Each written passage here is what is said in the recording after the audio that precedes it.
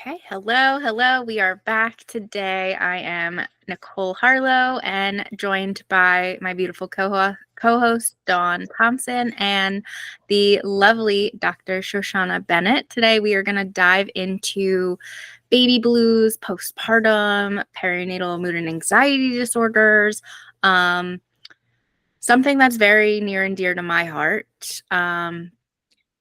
It's where my journey started here. So before we get into all of it, I would love Dr. Shosh to just introduce herself a little bit. Certainly. Thank you. This all came from from personal experience. I was a special education instructor, actually, and then I had a baby. And I lost myself and plummeted. Mental health went really so far down. It was horribly scary for many years. And I can certainly get into whatever detail you'd like. But there was no help. There was no help that I could find in the US. This is way back in the 80s. So there was no internet. There was no way to look up anything much except at the library. And I finally, after being surrounded by really ignorance and a lot of criticism, both from family and other professionals as well, I started researching. And because I saw a program on television describing some of what I was going through, scary, horrifying thoughts happening, and realized that the U.S. was far behind many other countries regarding these. Like, this had a name. It had a name, and nobody was talking about it. So I realized, if 1 in 7 of us go through something more than the normal baby blues, why aren't we getting the help that we truly need? So I went on to organize and found a number of organizations and became president of our international organization, Postpartum Support International. Later on, ran support group. The first postpartum depression support group in the United States was out of my living room in Northern California, and again, it was only word of mouth. There was no social media, and every week, women and their support people would fill my living room, and that's why I'm sitting here. I mean, my passion that started back then, when I realized that for years, the suffering that I went through, my family went through needlessly, without any help.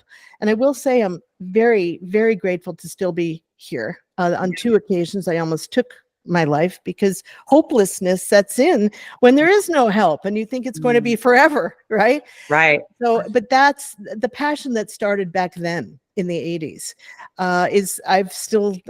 This is still a fire in my belly, and that's why I'm so delighted to be invited here with obvious kindred spirits who want to deliver wonderful, accurate information about the whole spectrum of what can happen, mood changes perinatally.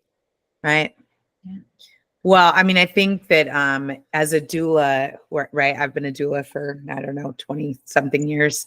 And, I've seen so many different levels of what mental health looks like. Yeah. And I think, one of the most important things that we could talk about today is what those signs are, because so often people don't even realize that there's something going on. And because they think that postpartum depression looks like sadness and crying and all of those things. And that can be true. But the thing that, and that's certainly when I started, that's what I thought. That's all it was, that baby blues feeling. I had no idea about postpartum anxiety and what that looks like, or when people start having really intense, intrusive thoughts, and they think that it's just because they're feeling protective of this new baby, right? But then you realize when you start, diving into these things, when they say, oh no, every time I think about walking down the stairs, I visualize dropping my baby and having the baby severely injured. And that's every single time. And people don't recognize that that's not normal, and that typically needs some assistance. You bet. I mean, for the first 2.5 years of my firstborn's life, about every 15 to 20 seconds, a horrific image would pop into my mind about my throwing my kid in the dishwasher or garbage disposal, or throwing her over the. Nobody was telling me what this was. I just thought I was the most horrible mother on the face of the planet. Who has thoughts like this? You know, what kind of a mom has, envisions these things? Was I some kind of a monster person? Again, there was just ignorance. But I'm so glad you brought that up. You're talking about one of the 6 perinatal mood and anxiety disorders of OCD. And it's really horrifying until you get education. And you know what it is and what it isn't.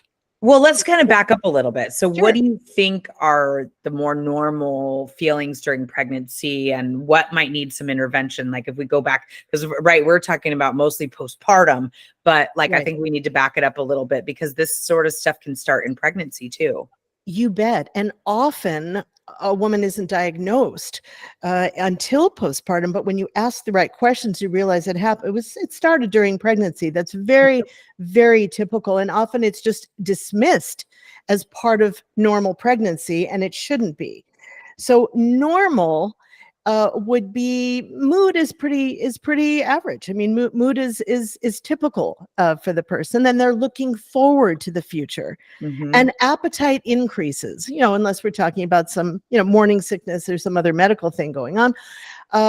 And sleep is normal too, except, during the end of pregnancy, of course, it's going, heartburn and peeing more, right?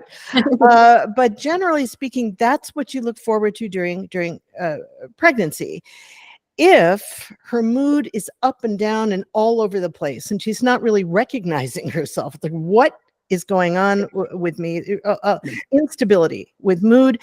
If her appetite decreases due to anxiety, often that's what happens. If her sleep is disrupted, and it has nothing to do with her size and being uncomfortable in bed, and if she's worried about the future, and she's spinning, often there's a lot of what if this and what if that, and oh my gosh, and I mean some normal worries of, am I going to be a good mother, and our finances going to be, and that's normal stuff. But if it gets in the way of her functioning, of her daily functioning, or her ability to sleep at night, she needs some help. Yeah, that's so important, I think, too, to just have that awareness, because so much of pregnancy is, oh, she's just pregnant. Oh, it's the hormones. Oh, it's this. Exactly. And it's like, no, it could be so much more than that. You bet. And I would just, if I can, I'm going to stick in a short little anecdote to illustrate exactly what you're saying. A number of years ago at this point, a woman came to see me postpartum, and here's what she told me happened. At 8 months pregnant, she went for a regular checkup at her OB's, and a nice nurse, I knew this nurse, just asked her in passing, so how are you doing? And the woman said, well, I'm really having trouble sleeping. And all she heard back from this nurse, well-meaning professional, said, oh, of course you can't sleep. You're 8 months pregnant. And that was it. There were no follow-up questions at all. Now, had she asked a very simple, why? Oh, why do you think you're not sleeping?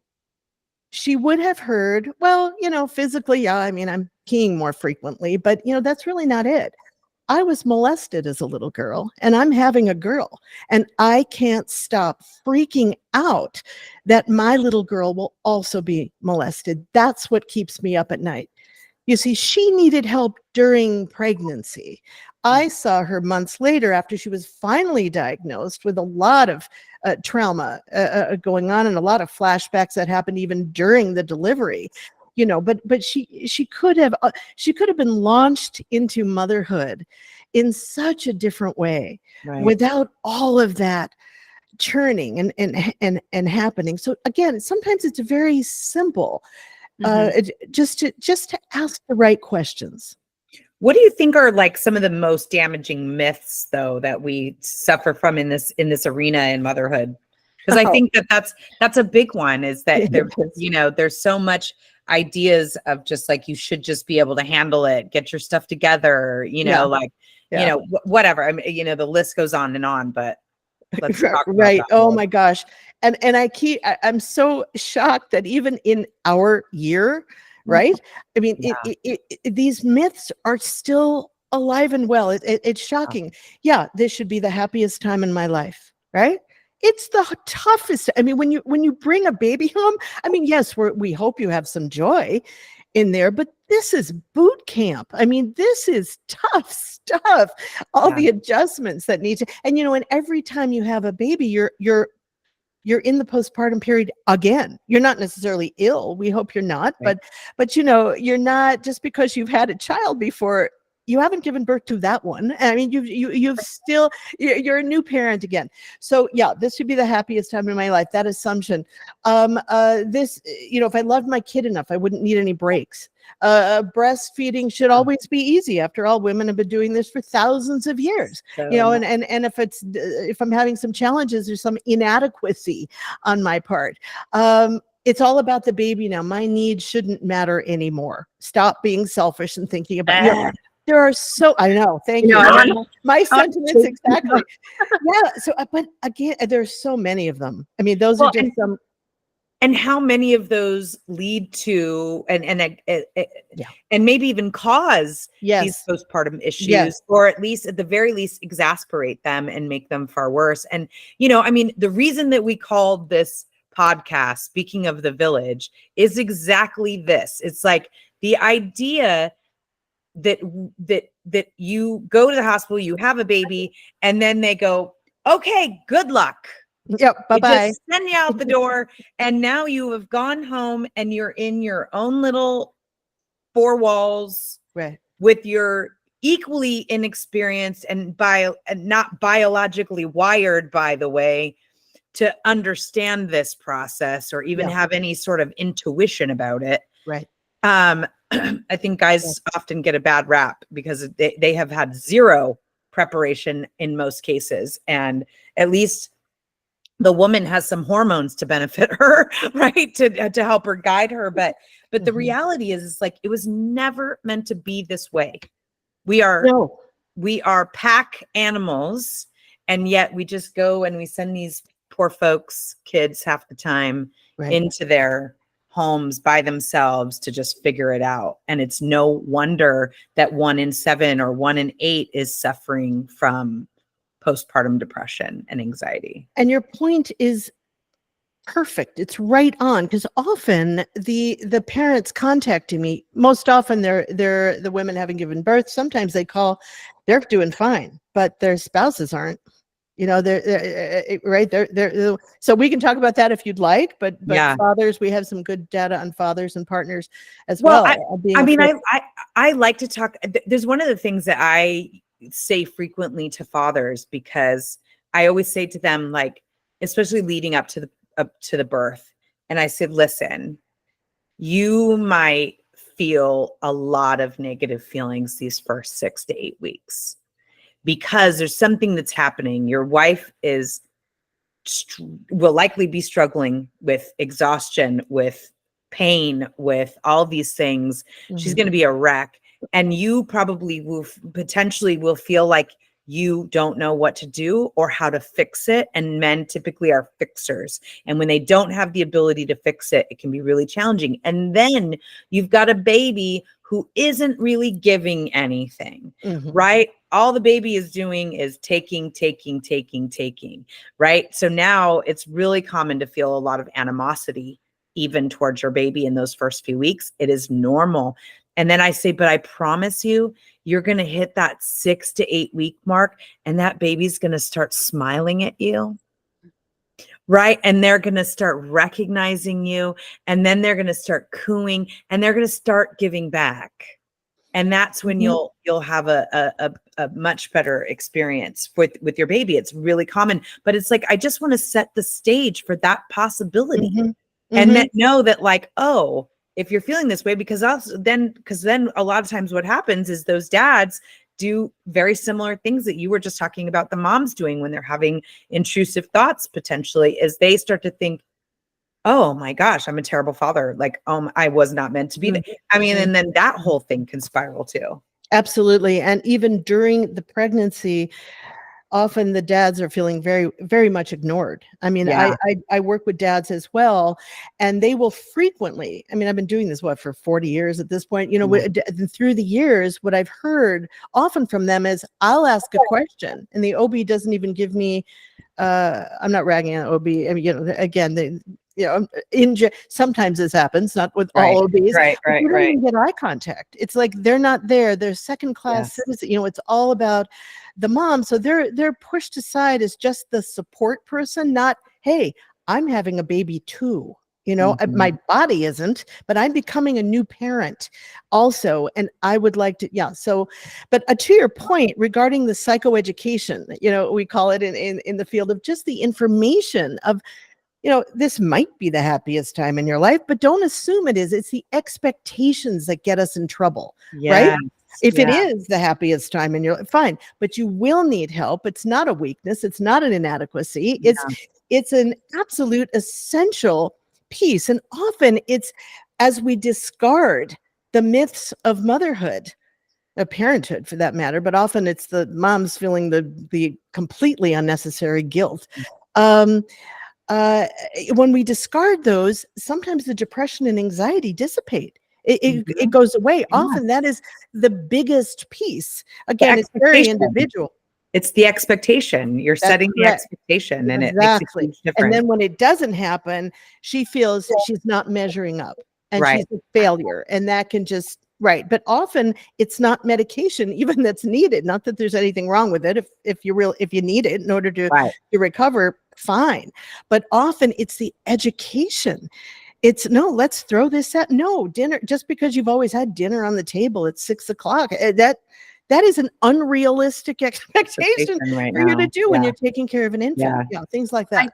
I think awareness is so huge, and education and setting those expectations, and not just with mom and dad, but with the entire family surrounding them. Because I'll tell you, with my story, with my first, I had a great birth. I was terrified of birth, but I had a great birth and I felt empowered. And then I was doing way too much because I was like, oh, look at me. I just gave birth and I was awesome. And, I have this amazing little child I'm going to take care of and do everything. 10 days later, my husband ran out for dinner and intrusive thought, me with a knife, baby, like into completely debilitating anxiety. Luckily enough, I had doulas. I called my mom. My mom came over. We went out for everything, walked me off the ledge a little bit. She called my doulas. They explained, okay, this could be this. We'll come, schedule a visit, get with her doctor, had all the protocol in place. It still took me 3 months to get out of the hole that it seemingly in a moment I went down.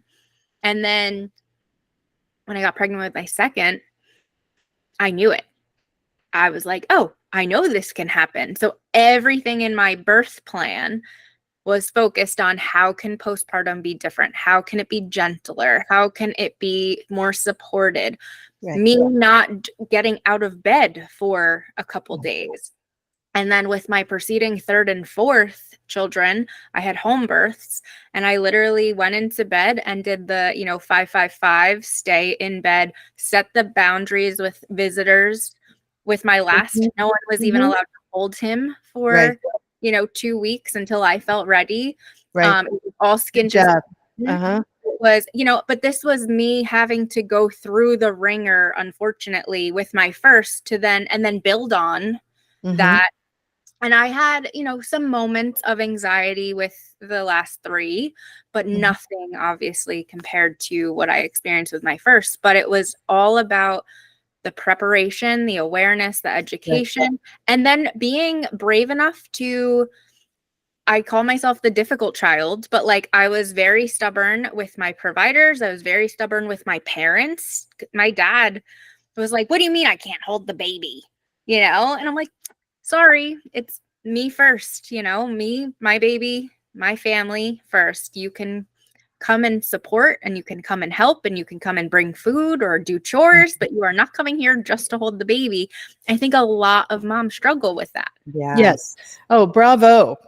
I mean, Okay. bravo. Sorry you had to go through a tough time to begin with, and you knew you were high risk. Yeah. But yes, I mean, we're all about prevention.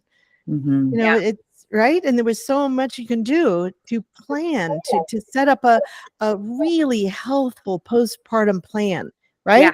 Exercise, nutrition, the wonderful, the time off, right? Right. The good, wonderful emotional support, exercise if you can, not like you used to, but little Right. bits, Yoga. just for breathing, even if you're right. No, you did it great, because often we can minimize, sometimes completely avoid, but at least minimize the severity when you Right. have a great plan of action in place, and you did it. Bravo. Yeah. So let's talk about like, what are the different types of, like, what's the difference between baby blues, which is what the majority of us will experience, versus what are some of the other things that postpartum depression and anxiety, and like, I hope we can even touch on psychosis, because that is a whole nother level. It could probably be a whole episode, in fact, and we might even consider that, but just tell us a little bit about that. Okay. Baby blues, also called maternity blues. It's got a number of different names, but most of us call it baby blues. Normal. Baby blues is not a disorder.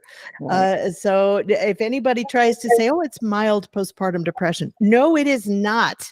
So we always normalize baby blues. Now, baby blues is mild. Doesn't feel good. There are ups and downs and teariness and feelings of dependency, and it doesn't feel, you're not feeling like you exactly, but it's mild, and it should be gone by about 2 weeks following the delivery, maybe 3 weeks at the outset. Now, I'm not talking about other healing. Obviously, there might be stitches, there might be other, there's a lot to adjust to, but generally the mood is that she feels more like herself.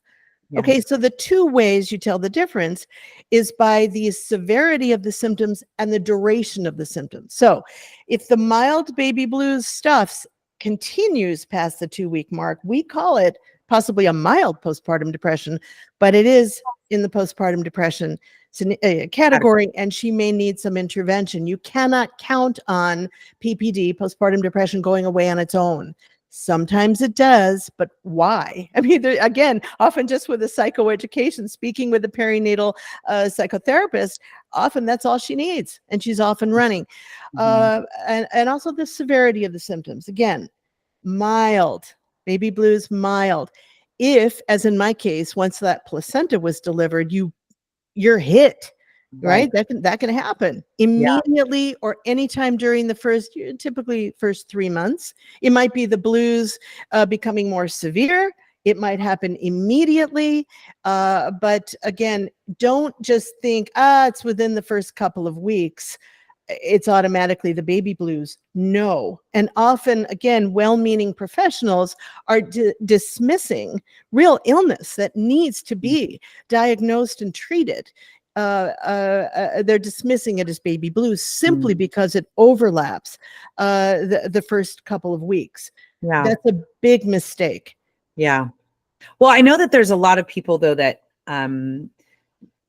firmly believe that we have an issue with nutrition, and that this is a major contributing factor to postpartum depression and anxiety and all those things, that there's an enormous depletion of our resources in general when you have a baby, but typically we're also just in general depleted overall. And so I wonder about, I don't know enough about how that contributes, and that's probably, again, like another episode about postpartum nutrition. Yeah. But I just wanted to plug it in here a little bit and just talk about it, because I know absolutely. And often women aren't even processing folic acid. Well, that can make her depressed and anxious right there. She's not getting the folate that she needs, even in her prenatal vitamin. It might be there, But if her Mhm. body, that we're talking about MTHFR, which I'm not going to go into, Mhm. but that's more prevalent than People anybody realize. ever thought. Oh, yeah. That's why it's so easily fixed, and very naturally handled. That sometimes is all she needs to do. Sometimes it's a thyroid issue. Sometimes it's again, nutrition, there are specific ways that I suggest based on data and also 40 years of experience of how very simply a mom can eat both during pregnancy and postpartum to protect her mental health. It's not complicated. And if you want me to, that's probably another It is. It is. I mean, podcast. It's so a simple. very deep. This is a very deep well, right? Of information. And so, well, I mean, at least we know we'll never run out of podcast subjects to talk about. Not with me, you won't. Yeah. So, anyways, keep going more into I think that the anxiety. Yeah. One is the one that gets missed so frequently because we just assume that depression is depression and sadness and weepiness when anxiety is a whole different ballgame. And anxiety is that spectrum of there's multiple ones within the anxiety spectrum, right? I have the OCD, but there's rage and PTSD, and the psychosis, like you said, is a whole other, level of it. So and psychosis I want to put over here just for a moment, because this stuff doesn't work into this. If you're going to be hit with the psychosis, I'll just say this: it happens fast. I mean, we're talking 1 to 3 per 1,000 births. Okay. But if it's going to happen, it happens within the first few days. I mean, talking about overlapping baby, and this is brain chemistry. This isn't blues that gets worse and turns into it. No, if it's going to happen, typically, unless the woman's gotten help, she's in a florid psychotic state at 1 month.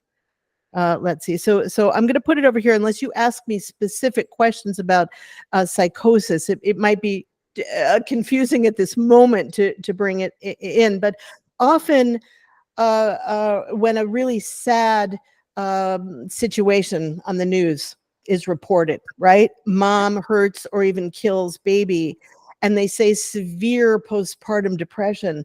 Often it is not. It is psychosis we're talking about here. She was in another reality entirely. But what it does is freak out all the people who have been diagnosed or think they might have postpartum depression.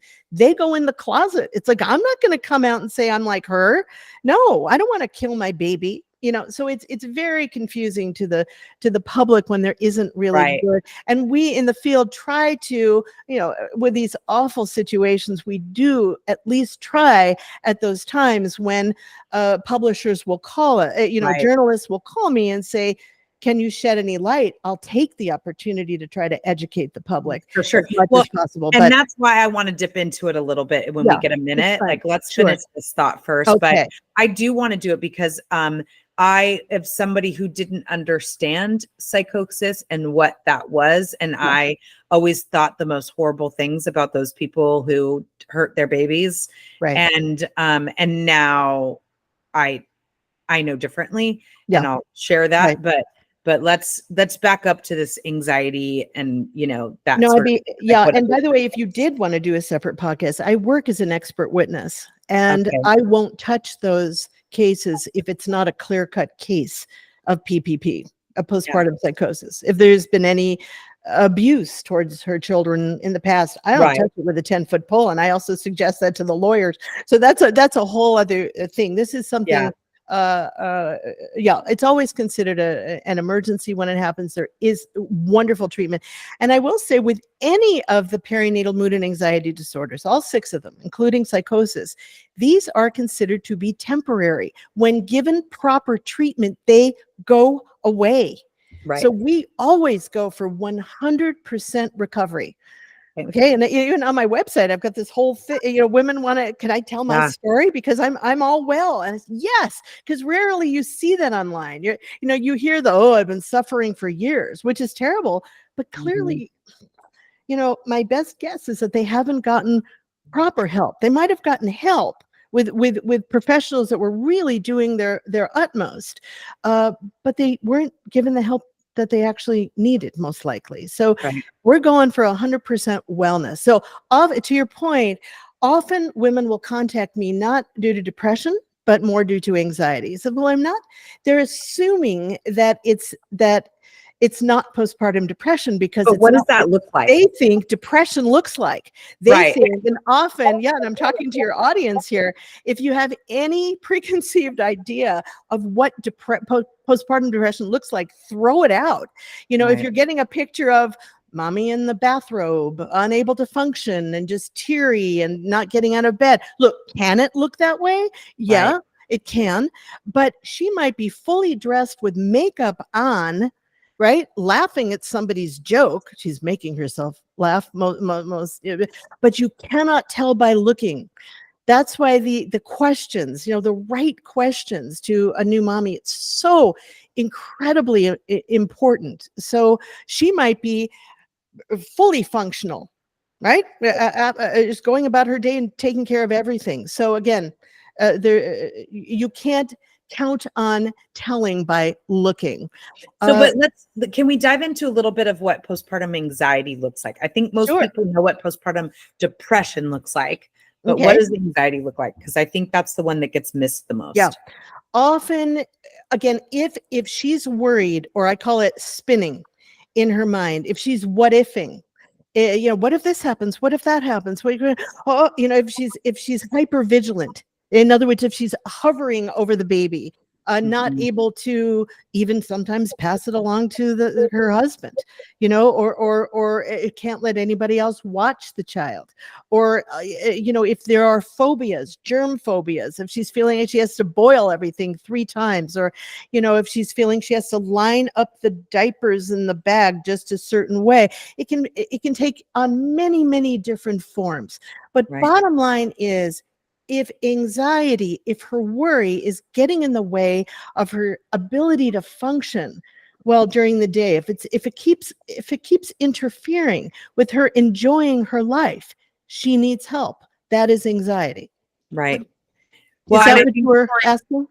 No, go ahead, Nicole. Is it? Oh, I was to the point where I was so hypervigilant for myself. Like my husband, I had a June baby, and he wasn't allowed to go mow the lawn. I wasn't allowed to be alone because of the fear, what you kind of said before, Dr. Shosh, of is my OCD and anxiety going to turn into psychosis? Am I going to snap and one of these thoughts is going to actually happen and I won't even know what I'm doing? Right. So the hypervigilance, the anxiety was someone needs to watch me at all times. So for 3 months, I was not alone with myself or the baby. And I'm glad you're mentioning that, because that's another thing we watch for. Look, there's everybody would like support. I mean, most people would like support. It's nice having somebody else there. But I remember literally holding on to my husband's leg. I mean, he was dragging me. I mean, it probably looked like a cartoon. If somebody would have seen us. Dragging me to the door. He's going, I've got to go to work. I'm going, don't leave me. I mean, he had no idea. I didn't share with anybody the scary, the horrible, right? The horrific thoughts going through my mind, the same as you're describing. I thought they'd just take my kid away. Even though I thought it was a horrible mother, I didn't want my child to be, I also thought I'd be put away forever, never to be heard from again. So I didn't even share with him. Because again, no one was even talking about postpartum depression, let alone postpartum OCD. That wasn't discovered, labeled, identified for years later. But yes, that is something also that you're watching for, and you want to identify in your loved ones who delivered recently. It's can they feel comfortable enough, right? Or are they scared? It's a difference, again, wanting somebody there for some comfort and for some support, physical support, emotional support. It's another feeling of terror. Do not leave me alone. I cannot do this myself. It's this whole other layer of fear. Yeah. Or then there's this other piece of it, though, that there's some women who feel like nobody else can do any of it besides them. That's the control piece of anxiety. It's all the responsibility is on my shoulders. And if I'm not doing it, because we don't want to judge those either. It's burdensome being like that. It's easy to go, well, what a you know what, she won't let Right. anybody else do anything. She thinks she has to be in charge all the time. And yeah, sometimes she is that Totally. way too, Right. but often it's if I don't do it, it might not be done in this particular way. And then if something happens, it's going to be all my fault. So it's a feeling of an inability to let go. It's a horrible way to live. I Right. did Well, that for years. it's bred in trauma, typically, right? Childhood trauma of some sort. Most It people can who be. are very hyper controlling and all of that stuff. It's like, if we could find some empathy for people like that, because it usually means there's some pretty significant trauma there in their lives that they're Often, managing. not always, but often. And Yeah. I'll talk to the spouses, of those women. I mean, they're hard to live with. When we're going through that, I know I was like that. My husband was going nuts. He was angry a lot of the time. What is your They didn't problem? understand it, right? Right. No, this is a dear man, but again, without information, by the way, the spouses really need support, or they can go downhill, especially when she starts to recover. That's a whole other thing too. The spouses, the significant others, they need their very own support, not only to understand, but to take care of themselves. Right. Because often they're trying to take care of their wives. They're trying to pick up the slack of what might not be done. They're trying to, and there's a lot of pressure, so they need help as well. Yes. I'm going to sneeze. Bless you. Whew, sorry. I just was like, we can cut that out. So I'm like, just stop talking for a second so I can sneeze. We can edit that out. Yeah. How are we doing on time? We got about 10 minutes. Okay, great. Let's talk about the treatment. Yeah, that's what I was gonna say. I mean, I feel like we've already kind of talked about the ways to prevent it, and like, if there's anything else that you feel like we feel like we touched on it a little bit here and there about how to prevent it, information, preparation, right? Like, I think people fail to prepare for the postpartum period in massive ways, but it's because they don't know really how to do that. But any way that people could, if you're pregnant and you're listening to this podcast right now, as much as you're making a birth plan, you should be also making a postpartum plan. And I'm going to link a postpartum and birth plan template in the show notes. I have a workbook that I published after my second, and I was like, we need a postpartum plan right next to a birth plan. So I have a free template. It's not for the entire workbook, but for just that segment. So download that if you are listening. Awesome. I love that you got a template. If I might add just there, often women feel that a birth plan is in stone. Oh, yeah. And again, it can become that expectation that sets them up. Yes. So yeah, hope and wish and write down what you'd like and discuss and do your due diligence. Right. But I always suggest that they have and I'm sure you do this in your, but have and we'll see. I mean, I didn't want an episiotomy, but if the head is the size of a bowling ball, you might change your, you need to be able to roll with it, so that you're not set up, into saying it must be. It's down on paper. So, and I'm sure we're all on the same page, but it's more a wish list. Yeah. We like to call it a birth preference list. I mean, that's good. That's perfect. That's perfect. Yeah, it's like we can have all, birth is unpredictable, just as postpartum is unpredictable. Right. I swam a mile a day all the way through pregnancy. Pregnancy was great. I ended up in labor for 6.5 days, ending in an emergency C. You never know. You can plan all you want. You can want what you want. And right. Yeah. And so anyway, moving on. Yeah. The template that I have, it really focuses on who is to when you are, I don't want to say in your right mind, but when you're thinking about this, you could say, oh, let me look up this, who's around me. Yeah. That I could go to if needed. It says, hey, here's a point person that there's one safe person. Maybe it's your partner, but maybe it's your mom, and maybe it's your best friend since kindergarten, I that love it. person is your go-to. Like, if I Right. don't feel right, I'm coming to you. That's So that you don't have great. to be like, oh, who am I going to tell? Who's going to believe me? Who's going to not take my kid away?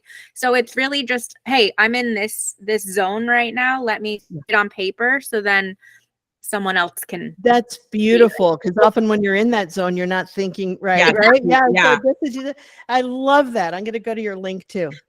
Yeah, I'll Great. send it to you. So let's talk about how we treat these things. Yeah, often the ways we prevent are also the ways we treat.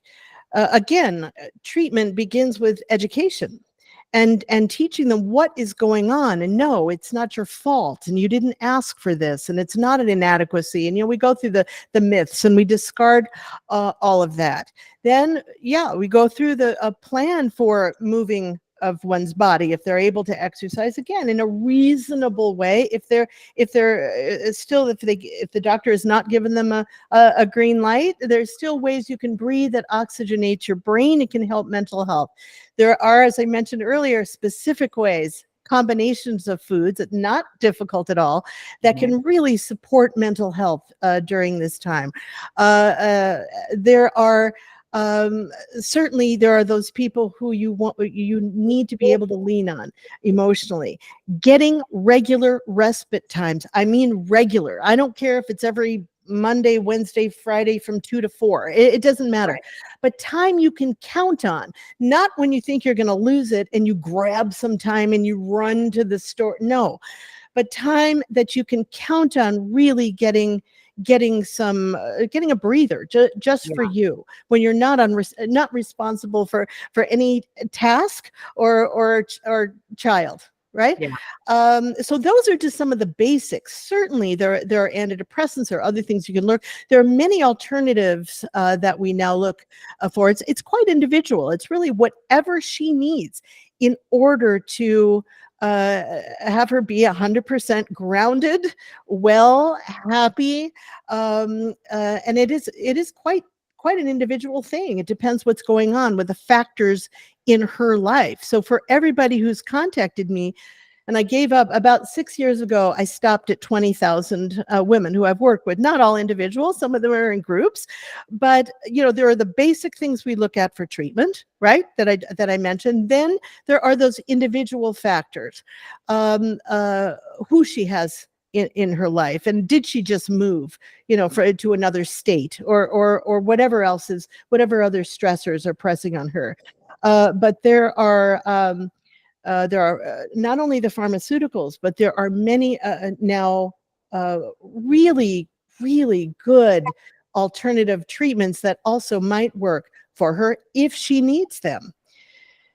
So, and working with a perinatal specialist, I'd say is on top, because you want to work with somebody who has been specifically trained in this area. It is a specialty. You can't just go to any nice therapist, even therapist who specializes in women's health.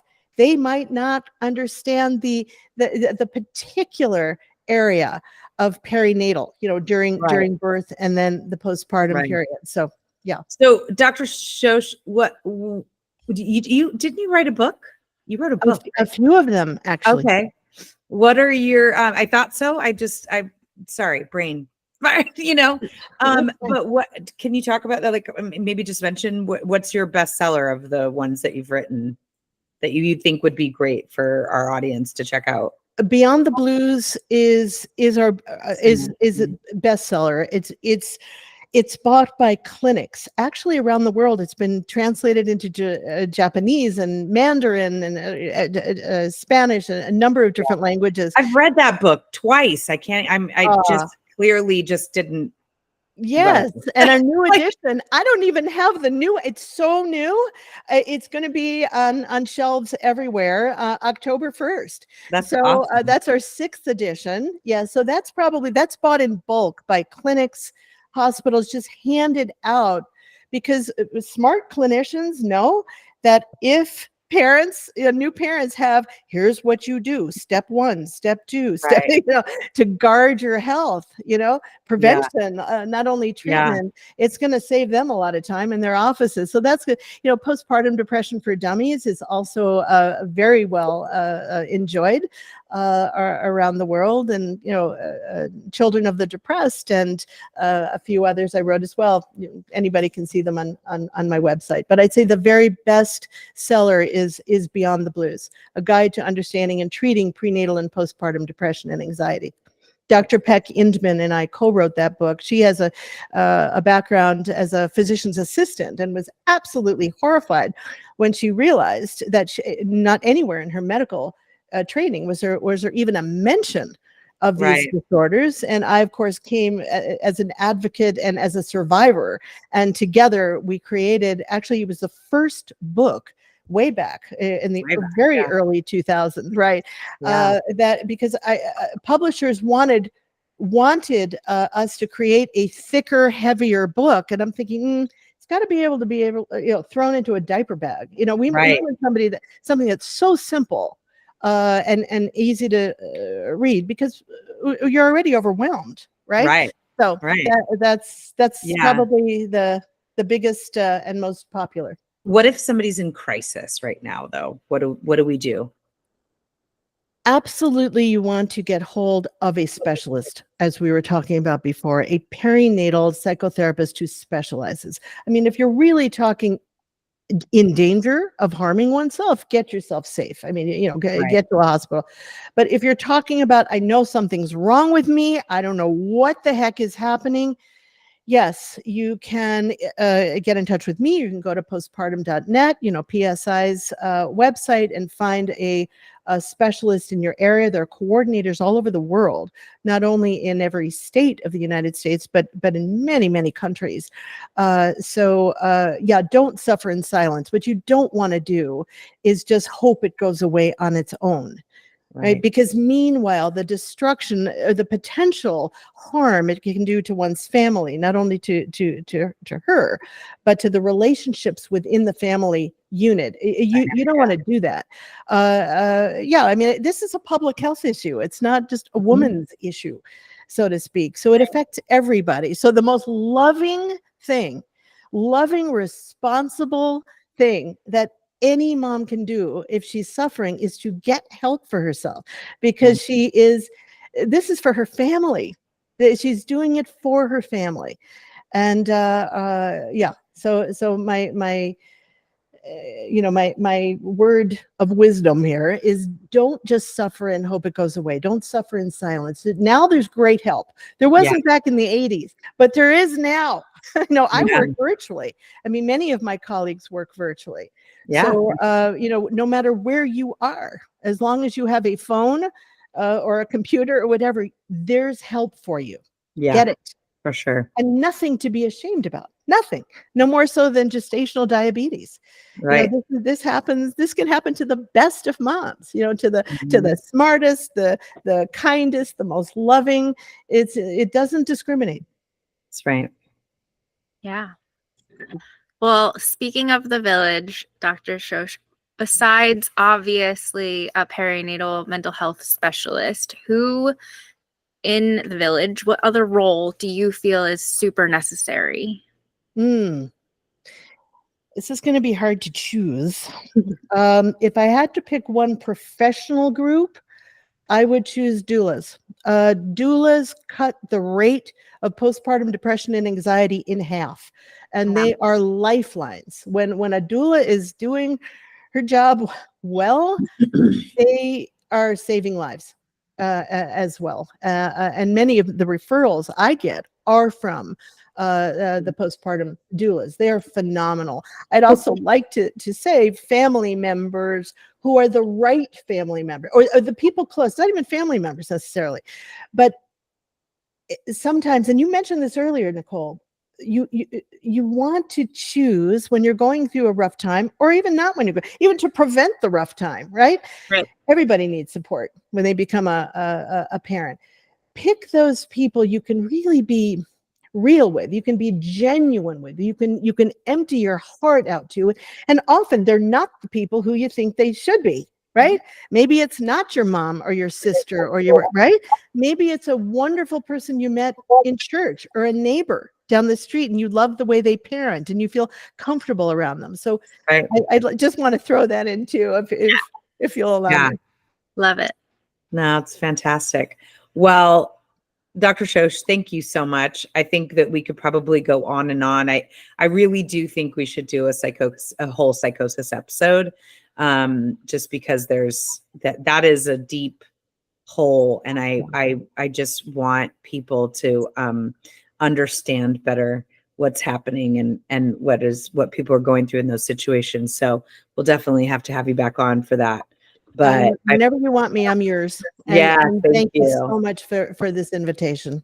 You're so welcome. And we really appreciate it. And hopefully somebody on this who's listening today sees themselves and recognizes that maybe there's something more that they could do and they can get some help, and or just get the realization that there's preparation to be done. Yeah. Especially if you understand that, you've suffered from any sort of mental health disorders in the past in your life. You're much higher risk for that. So, ultimately that's our whole goal with this podcast in general, is that somebody walks away having understood something better and maybe prevent them from further trauma of any kind. So wonderful. Thank you so much for helping us do that.